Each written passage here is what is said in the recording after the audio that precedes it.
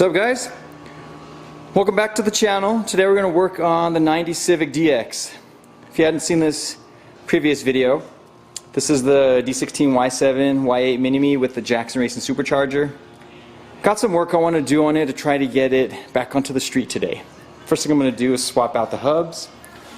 As mentioned in the first video, these have the new wheel bearings, new ball joints, extended studs. I'm going to throw on the brake lines as well. Direct swap, both DX spindles. I'm going to leave the rotors and calipers alone for now. We're going to change the oil, also add some synchro mesh to the transmission. We're going to flush the coolant from the block and the entire system. We're going to refill that with some, I like to use the Xerox Asian vehicle coolant. That's one I always use on my cars. I've had no issues with it and readily available at your local O'Reilly's. I don't know if AutoZone carries it. They may also. Get that set up. And lastly, we're going to work on the timing belt water pump kit. I'm trying out this Continental one today. It's supposed to be one of the nicer ones. One of the reasons I'm giving it a shot, it is made in Japan. That works for me.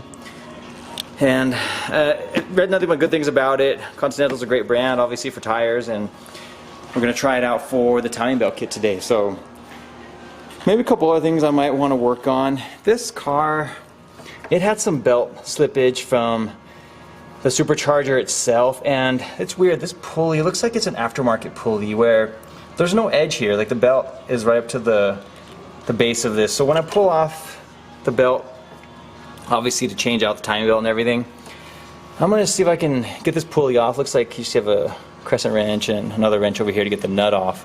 I want to take a look at it. Maybe I can devise some sort of larger washer here that gives it a lip, because the guy that went and took a look at the car for me, a friend of mine, his name is Marco Featheringgill, he said that the previous guys that had the car and messed with it, the belt would always pop off, and that's the issue with the car when he went to go look at it. So he threw some washers on it and tried to get it working correctly, and he got it running and made boost that day. That's why I ended up picking it up. But I'm going to try to address that issue, and I don't want that popping off for me. I might take it for a drive first to see if it's okay.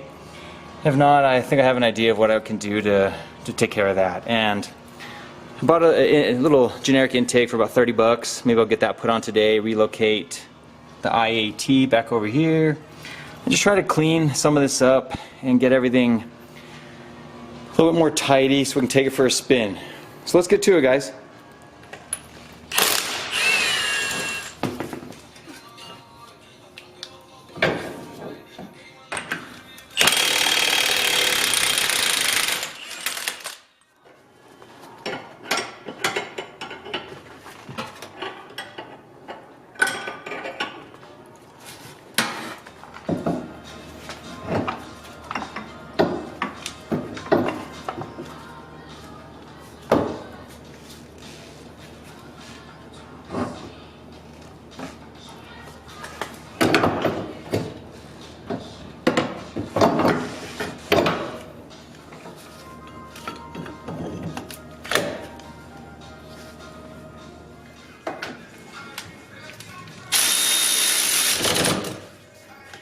Skip forward a little bit, and I got both knuckles finished up. Got the brake lines on, got them bled. If you're ever doing this job by yourself, it's kind of messy. This thing will save you so much headache. It's a one-man brake bleeder. It's about a $10 kit. Picked up your local auto parts store as well. I've been using this thing probably for like 10 or 15 years. This exact same bottle too. Never had an issue with it and works like a champ. But everything's finished up here. I got the DA stainless steel brake lines. These are the ones that I pretty much use on all of my cars.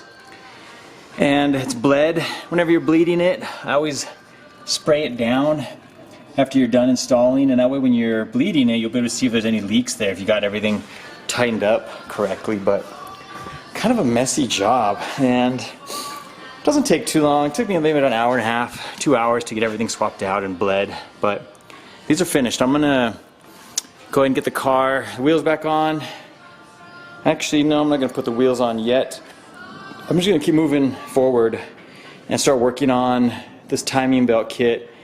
And I got a new valve cover gasket as well, and we get that all taken care of.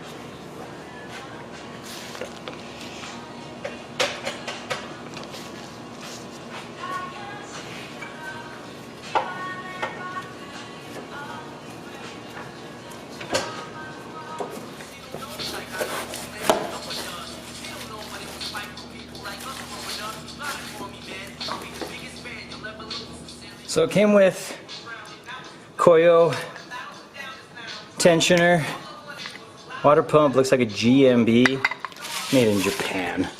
This made in Mexico, so we're using it anyways, guys. Not sure what was made in Japan, maybe the sticker. We're gonna try it out, give it a shot.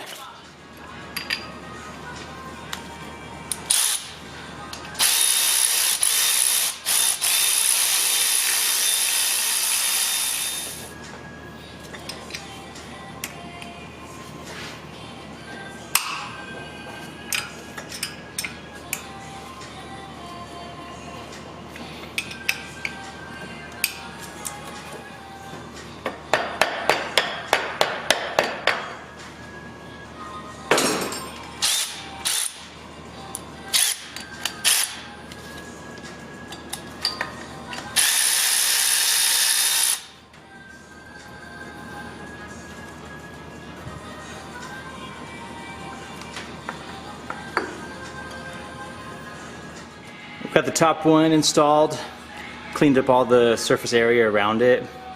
Now on the bottom, kind of tore the bag and stretched it out.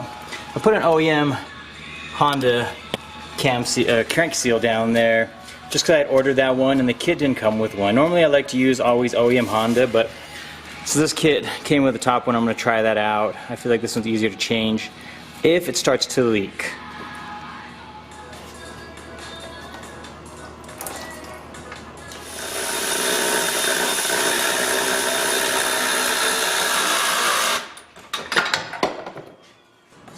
So, of course, getting the water pump out, had to take off that last bolt which holds the tensioner bracket to the water pump housing right there.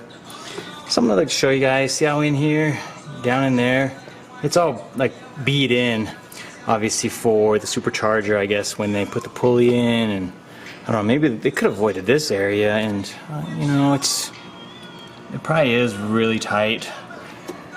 I don't know, one day maybe I'll pull the motor out, kind of take a look at it a little better, but it looks like they just dented in that part of the frame. I don't think it's that big of a deal right there either. Maybe with the different kind of pulley, I think this is a different one. The other one probably sat out a little further. Who knows? Let's get this pump put on. Let's try getting this thing put back together.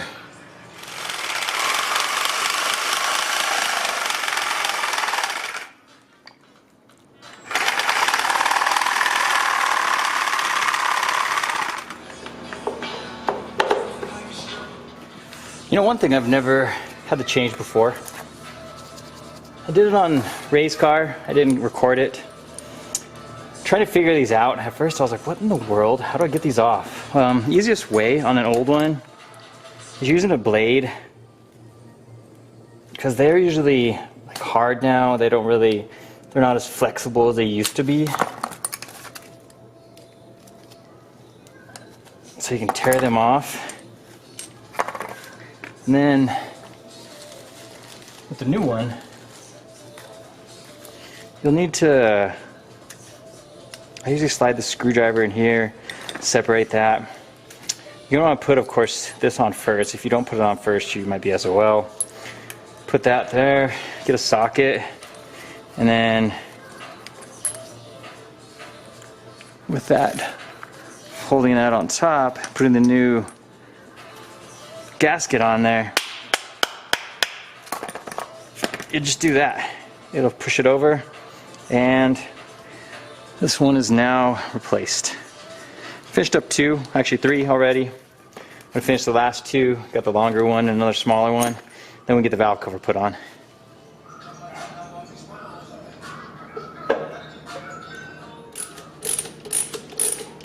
One thing I'm gonna change on the transmission, this is that little seal that goes on the bottom of it where the shift linkage goes into. I've always had a bunch of extra of these, so I like to change them because it's just better to stop it from leaking. I don't know how old that one is. It might be an original one. And it does look kind of wet on that part of the transmission under there.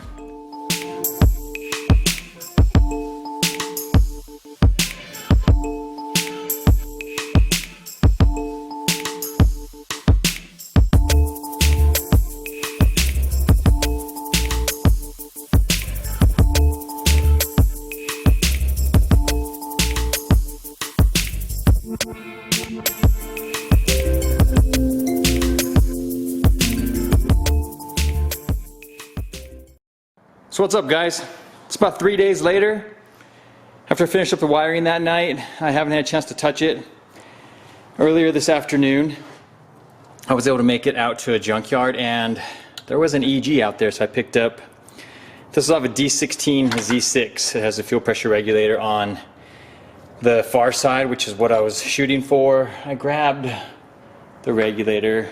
It's sitting right over there. I just forgot to leave it on here.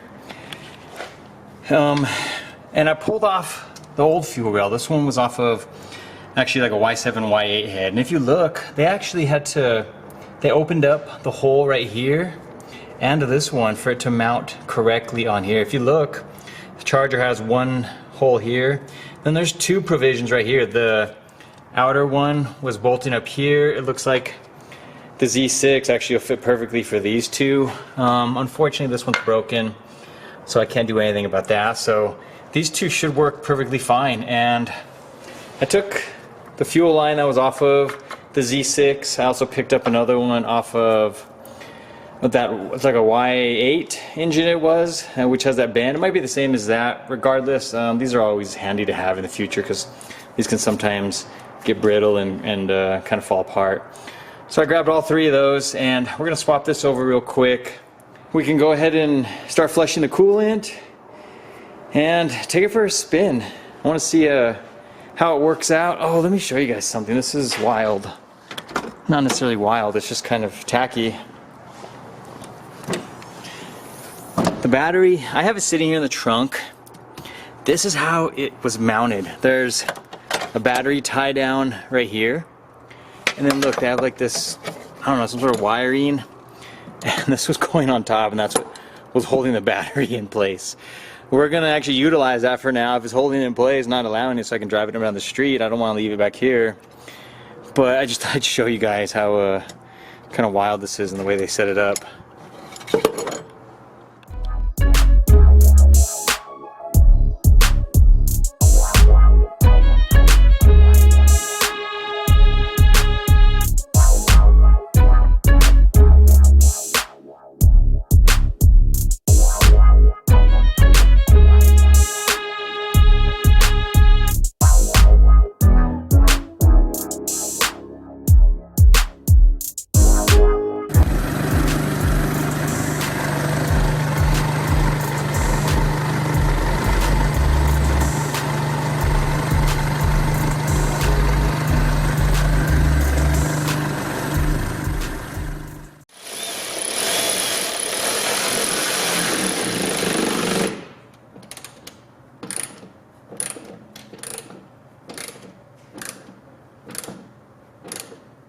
What I was doing there was tightening the bracket. I have to thank a friend of mine in town. His name's Danny. He hooked me up with this battery tray. He upgraded to similar to an Odyssey battery, the Kinetic.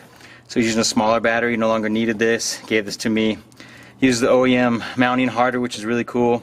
And I just added these quick releases. I don't know if you guys have seen these before. I came across these on Instagram months ago. Picked up a couple sets.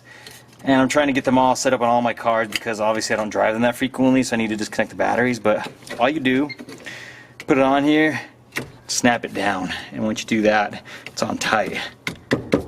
So, easy way to disconnect your battery instead of having to bust out the wrench every single time.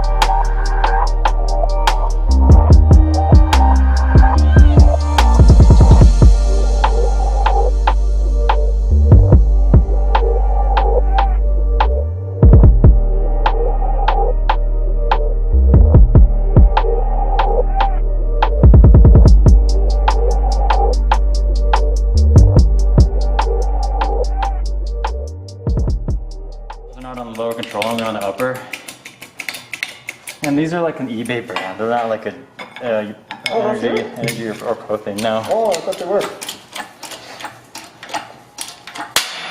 Damn. Sounds scary. Yeah, this just got a lot of. Yeah. Obviously, that's 26 years ago, or how long? All right. What years ago?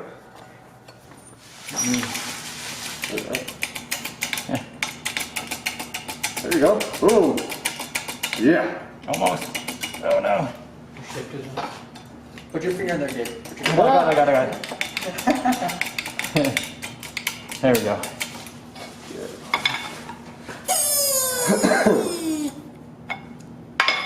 So you can't do it with the cylinder, huh? No, because it needs to bend.